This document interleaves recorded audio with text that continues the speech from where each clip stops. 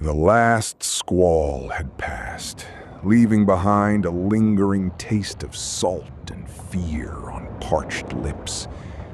The sea, which moments ago had threatened to tear the vessel apart, now merely sighed, a vast, indifferent expanse beneath a bruised, uncertain sky. A deceptive calm had settled, but for the men aboard, the storm's fury had only receded to reveal a different, more insidious dread. It wasn't the wind or the waves that now tightened stomachs. It was the chilling, omnipresent fear of each other and the unyielding framework that held their precarious world together. This ship, a floating splinter of humanity far beyond the horizon, was an isolated microcosm. Traditional law, with its royal decrees and powdered wigs, held no sway here.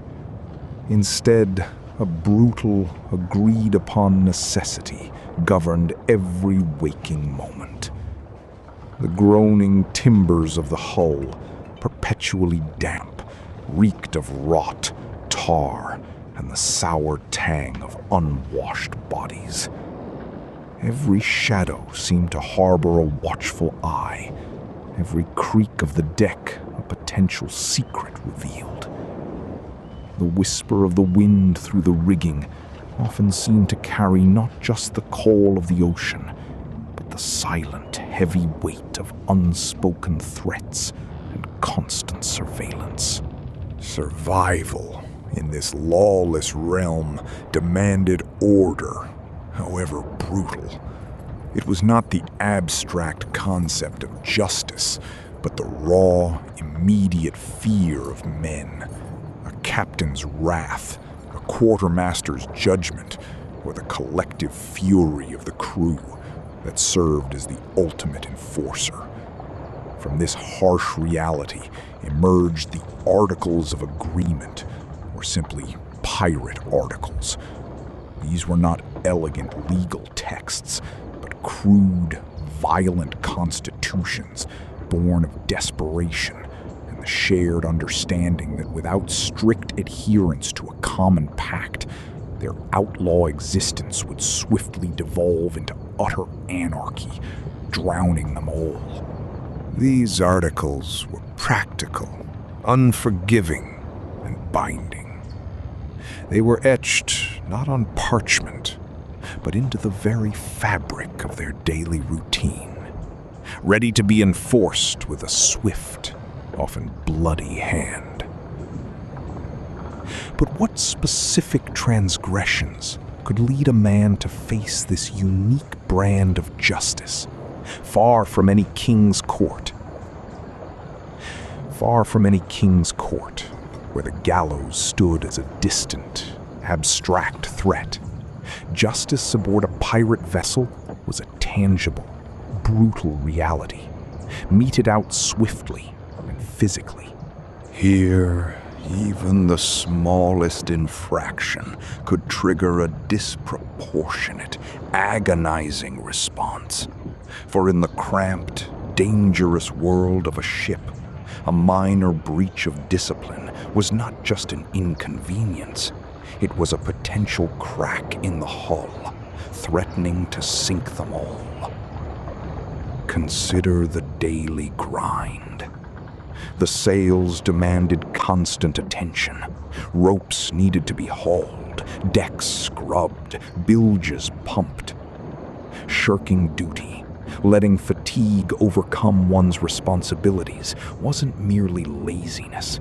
It was a direct threat to the ship's function, jeopardizing their shared survival against the indifference of the sea and the hostility of potential prey. A man found consistently negligent might first face a stern warning, perhaps a kick or a punch from the quartermaster. But persistent idleness, a refusal to pull one's weight, would inevitably lead to the whip. Flogging was a common remedy for insubordination or dereliction.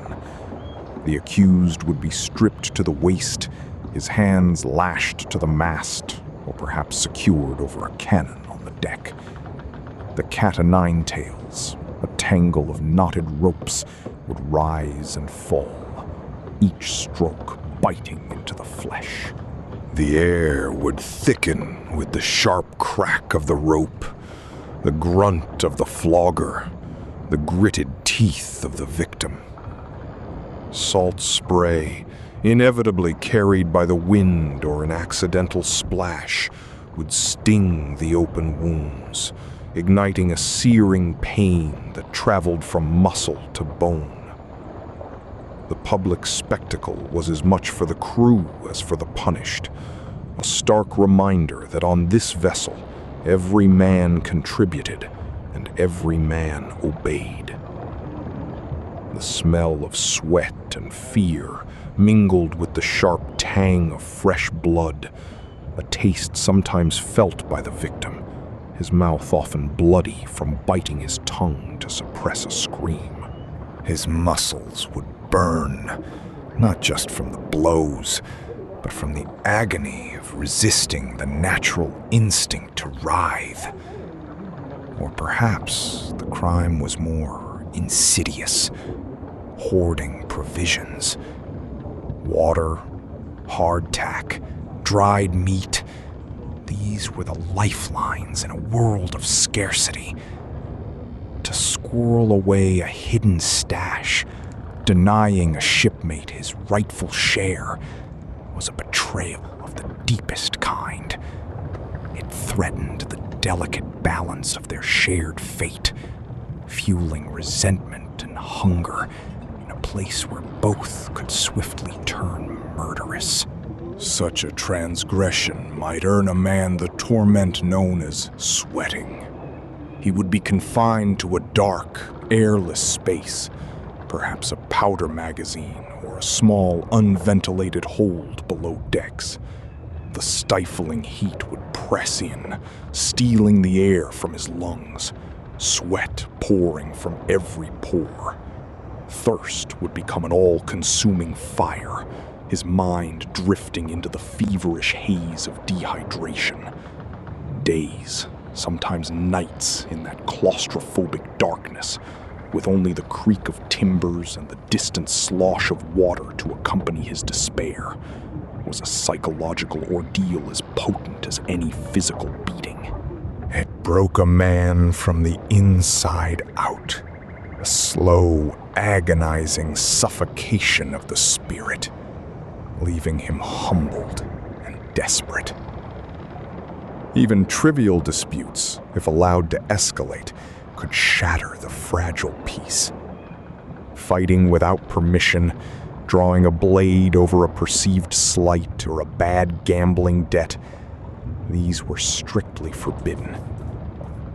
The articles often stipulated that such grievances be brought before the quartermaster or captain for mediated resolution, precisely to prevent the chaos of unchecked brawls. Theft from a shipmate, particularly of plunder or gambling winnings, was another grave offense. While they lived outside the law, a perverse sense of internal fairness governed the division of spoils. To steal from a comrade was to violate that sacred trust, undermining the very foundation of their precarious economy and fraternity. Such an act could be met with a flogging, a public shaming, or even the immediate confiscation of all future shares, leaving the culprit utterly destitute in a world where wealth was life. The rationale behind such harshness was simple, brutal, and undeniably effective: survival. In the enclosed, volatile world of a pirate ship, far from any established authority, minor breaches could quickly fester into fatal ruptures. Discipline had to be immediate, visible, and utterly uncompromising. Leniency was a luxury they could not afford, for the alternative was anarchy, and anarchy meant death. Yet some crimes weren't just about internal discipline. They challenged the very fabric of their shared outlaw existence, demanding an even more brutal reckoning. These were the transgressions that struck at the heart of their precarious society, eroding the trust that bound them together against the world. To seriously assault a shipmate, not in a drunken brawl quickly forgotten, but with malicious intent to maim or permanently harm, was to commit a profound act of aggression. A man who lost an eye or a hand in such an encounter wasn't just injured, he was crippled, a burden, a broken link in the chain of labor and defense. The code, crude as it was, recognized this. Punishment often mirrored the crime. An ear might be cut, a nose slit, or a hand disabled. A visible, permanent scar meant to serve as both retribution and a chilling warning. Imagine the cold glint of a cutlass catching the pale sun, the guttural cries as justice was meted out, the taste of fear thick in the salty air. These weren't mere floggings. These were the marks of a deeper, more permanent debt. Even graver was the attempt to desert during a raid, or to betray the crew in the heat of battle. Such an act wasn't just cowardice, it was treason against their shared enterprise, a direct threat to the lives of every man fighting alongside them. The penalty for such perfidy was swift and absolute. No long deliberations, no appeals. The sound of a pistol shot echoing across the water often announced the final, brutal justice for such a betrayal. The smell of fresh blood and brine, mixed with the acrid sting of gunpowder, would hang heavy in the air, a stark reminder of the cost of disloyalty. Then there was the unforgivable sin of hiding significant plunder from the common pot. Every piece of eight, every jewel, every bolt of silk was painstakingly earned, often with blood and sweat. To hoard a share, to cheat one's comrades of their due, was to strike at the very economic foundation of their outlaw community. It was a direct theft, not from a distant merchant, but from the mouths and futures of the men who had risked their lives beside you. Such a betrayal could spark an explosion of rage, leading to an immediate, visceral demand for justice. Sometimes, if the wronged party agreed and the crew allowed it, the matter might be settled in a duel to the death, a grim resolution, fought with blades on a rolling deck, a final settling of blood debt. More often, the thieving hand would be severed, or the man simply dragged overboard, left to the indifferent embrace of the sea. In this world beyond the horizon, where no king's law held sway, trust was the fragile currency of survival. A pirate crew was a pact, a desperate alliance against an even more dangerous world. Any act that undermined that cohesion, any betrayal that threatened their collective existence, had to be met with a deterrence so brutal, so absolute, that no man would dare contemplate it again. This wasn't justice tempered with mercy. It was justice forged in the crucible of desperation, harsh and unforgiving, for their lives depended on it. Yet, there was one punishment considered by many pirates to be worse than a bullet, worse than a blade, a fate that stripped a man of everything, leaving him only to face the vast, indifferent ocean. Beyond the arbitrary cruelty of a whip or the swift finality of a blade, there lay a terror more profound, a punishment designed not for quick death, but for a lingering, soul-crushing demise. This was marooning. Imagine the stark reality. Cast ashore on a desolate patch of sand and rock, perhaps an insignificant cay, an unmapped blister on the vast, indifferent canvas of the sea. There is no shade, no fresh water, often nothing but the relentless glare of the sun on glittering white sand. You are left with barely a bottle of brackish water, a few hard biscuits that will quickly crumble to dust, and a single loaded pistol, a final grim mercy for an act of profound despair. The long boat pulls away, its rhythmic creak fading into the limitless silence. You watch it shrink to a speck, then vanish. The absolute, soul-crushing abandonment descends. The silence is broken only by the shrieking cries of gulls circling high above, their calls mocking your futility. Day 1, the sun is a furnace. It bakes the skin, turning it crimson, then a painful, cracking leather. The sand, gritty and hot, burns through the thin soles of your boots. Your throat begins to scratch, a parched, insistent whisper.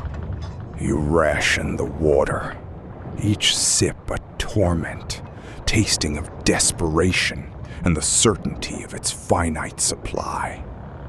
Days bleed into each other, an endless cycle of scorching sun and chilling, star-blasted night winds. Thirst becomes a living entity, an agonizing fire that consumes from within, shrinking your tongue, cracking your lips. Hunger gnaws, a hollow, persistent ache that distorts reality, bringing visions of fresh food and cool water that vanish like mirages. Your mind, once sharp with fury and fear, begins to fray. Loneliness, an oppressive weight, settles deep into your bones.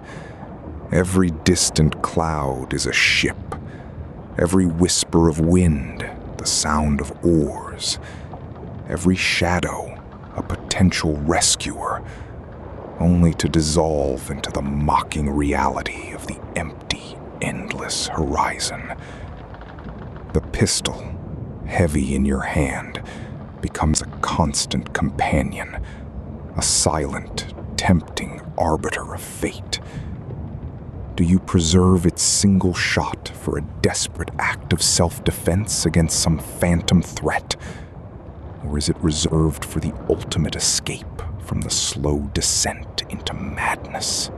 Many would simply collapse, their bodies baked and broken, their minds gone. But the fear, the isolation, the profound despair, these were the true executioners. Marooning was not just a physical death. It was the calculated, deliberate stripping away of a man's hope, sanity, and will to live, leaving him only to face the vast, indifferent ocean as his final, silent judge. This terror, this deliberate, agonizing end was reserved for the gravest offenses against the pirate's code. Mutiny against a captain, the most egregious acts of theft from the common horde, or outright desertion during a raid. Crimes that threatened the very existence of the pirate community. It was a punishment that etched itself into the minds of every man. A chilling tale whispered in the dark, reminding them of the cost of absolute defiance. But the pirate's code, for all its brutal efficacy, was a double-edged sword. What happened when the justice itself became unjust? Or when the enforcers betrayed the very principles they swore to uphold? Even the most brutal of codes, enforced by fear and the threat of a slow, agonizing death, could falter. The pirate ship, for all its articles and harsh punishments, was still a vessel of men, often desperate men, bound together by the thinnest thread of shared ambition and mutual survival. And when that thread snapped, the meticulously built order could unravel with terrifying speed. Mutiny, the ultimate act of defiance against the code's enforcers, rarely erupted without warning. It simmered, a slow burn of resentment and discontent. Perhaps the captain's cruelty became unbearable, his temper a constant, unpredictable storm. Or his incompetence, a series of failed raids or navigational blunders, put their very lives in needless peril. Maybe the plunder, the very reason for their lawless existence, was distributed unfairly, a blatant betrayal of the articles that promised an equal share. Prolonged deprivation, dwindling water, rotten biscuit, or the constant gnawing hunger that never left their bellies could push men to the edge. Perceived tyranny, the captain's word becoming absolute law without consultation, could be the final straw. In the cramped, damp confines below deck, whispers would begin. Low voices, furtive glances, meetings held in the deepest shadows, amidst the creak of timbers and the sloshing of bilge water. Grudges, nursed in silence, would fester. The psychological tipping point was a fragile thing, a desperate moment when the fear of the captain was finally eclipsed by the fear of their shared, miserable fate, or the boiling rage at injustice. Then, often in the dead of night, or amidst the chaos of a raid, the eruption. A sudden deafening shout tears through the night air, followed by the metallic clang of steel on steel. The deck, already slick with sea spray, becomes treacherous with hurried feet, bodies colliding in the gloom. The air fills with the sharp, acrid smell of gunpowder, mixed with the raw, animal stench of fear. Cutlasses, daggers, and pistols, once tools against an enemy, are turned on former comrades. The fight for control is brutal, a visceral struggle for survival and power. Summary executions are swift, merciless. A man who resisted, or who was simply loyal to the wrong side, might find a blade across his throat, or a pistol shot echoing across the water. His body heaved over the side without ceremony. In the aftermath, the ship would breathe again, but it was a ragged, wounded breath. A new captain would rise, often from among the instigators, and a new or renegotiated code might be hastily agreed upon, seeking to correct the injustices that sparked the rebellion. Or worse, the terrifying disintegration of the crew into pure anarchy, each man for himself, the very concept of order shattered into 1,000 jagged pieces. Pirate crews, for all their attempts at a structured outlaw society, were inherently prone to such internal strife. Their lives were a constant reflection of the volatile, brutal nature of their chosen existence, a constant tightrope walk between freedom and self-destruction. In the end, the pirate's code was a desperate, bloody attempt to tame chaos. But it was often only a temporary reprieve from the brutal realities of their existence, a harsh mirror reflecting the lawless world they inhabited.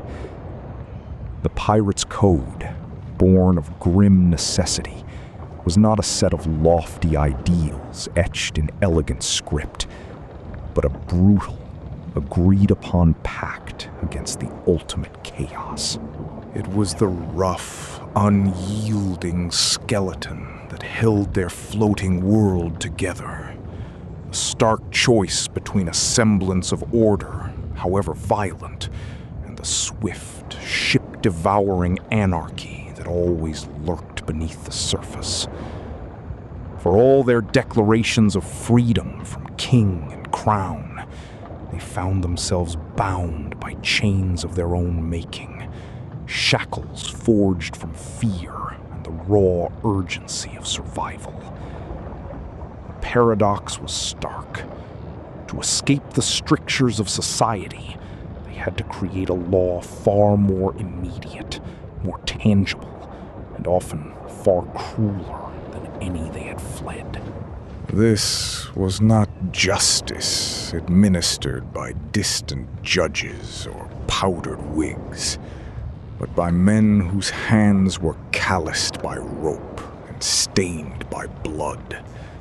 Its enforcement was profoundly personal, relentlessly immediate, and etched into the very timbers of their vessel, shaping every waking moment and haunting every restless sleep. The lingering scent of tar and salt in the humid air seemed to carry the ghost of past punishments, a phantom ache in the collective memory of the crew, a reminder of the consequences of defiance. The cold grip of control, invisible yet ever present, reached from the captain's cabin to the lowest berth, a constant, chilling reminder of the brutal peace they had chosen to maintain in the vast, unforgiving ocean. This was the dark, immersive reality of pirate life, not the dashing romance of legend, but the grim, practical history of survival on the fringes. It was a world where laws were written in fear and enforced by the lash, where trust was fragile and betrayal meant a swift, unforgiving end. It was a testament to humanity's desperate need for order, even among those who sought to live entirely outside it. If the whispers of these unwritten laws still chill you, if the raw, unvarnished truth of life beyond the horizon stirs a deeper curiosity within you, perhaps you'll consider subscribing. Join us as we journey further into history's forgotten corners, where the true stories lie far beyond the romanticized tales.